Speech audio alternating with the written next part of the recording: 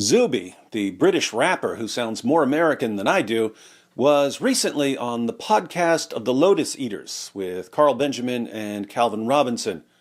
I've never paid much attention to Zuby, even though he seems like an interesting and talented guy. He's been defending Andrew Tate for years now, and that usually makes me question a person's intelligence or integrity. But I can't really question Zuby's intelligence because he's clearly very smart, and it's hard to question his integrity because he seems like a really good guy. So I don't know, maybe he's just been fed a bunch of terrible information. People aren't perfect. But on the podcast of the Lotus Eaters, Zuby, who's notoriously optimistic, was asked about how positive he can be given the recent trends in the UK. Edward Lonchat says, Zuby brings the kind of positivity we need to get through these next 5 years of Labour. Amen. Well, how positive are you feeling after looking at the way things are going? If you don't know what's been going on in the UK, I'm not going to explain it here. Just imagine a train filled with circus clowns and explosives flying off the rails and crashing into an already burning dumpster fire that was lit by mental patients outside an asylum for the criminally stupid. Dude, I left the country 3 years ago. Yeah. And it was very bittersweet. It really was. I didn't want to leave kind of on the terms that I did. But this was 2021. This was when people like myself, who are organic, shall we say, did not want to take a certain something, and we're being massively threatened and saying there might prevent people from traveling and stop people. And I was like, all right, I guess I got to leave now. Zuby was born in the UK. His family spent some time in Saudi Arabia when he was young. He graduated from Oxford University, but he decided to leave a few years ago because he saw where things were heading. Off the rails. So, yeah, I love the UK in many ways, and I've got lots of people here I love. But the country is really on a bad trajectory. I know. It gives me no joy saying that. Like, I'm an optimist by nature. Yeah, I know. And I will say that I don't think things are as bad as they may look on social media. But things are not trending in a positive way. None of the signs are good. Always pay attention to the trajectory. If your country is worse this year than it was last year, and if it was worse last year than it was the year before, and if it was worse the year before than 5 years ago, and worse 5 years ago than 10 years ago, where do you think it's going to be next year? And the year after? And the year after? And 20 years in the future? People are I spend a lot of time in the US, and Americans are very concerned about the US, as is the rest of the world. But I think that maybe just because of the size and scale and wealth and variety of the nation, they're a bit more anti-fragile. Yeah. Whereas in the UK, it's kind of like, if crap goes down, it really goes down, right? There's no Texas you can move to, or Florida, or right. It's in the States. It's like, okay, California might get messed up, but you can bounce without leaving the whole nation. You've got 49 other options. Whereas here, it's kind of like, fair point. The U.S. is big enough and politically and economically diverse enough that if you don't like the trend in one area, you can move to another area.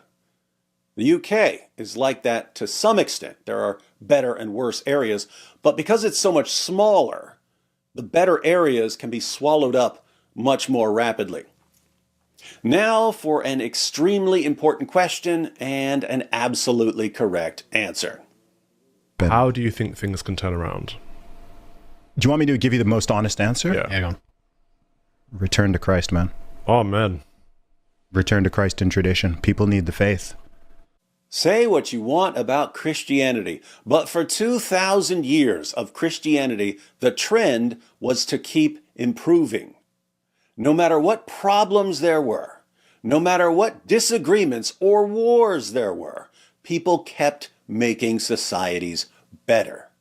At any point, you could look around and see all kinds of troubles.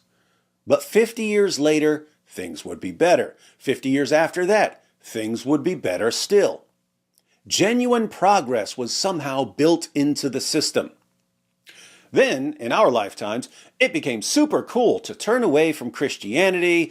Everyone instantly went totally insane, and Western civilization started crumbling from within. People are here, whether they're consider themselves Christian or not. I saw, Richard Dawkins a few weeks ago.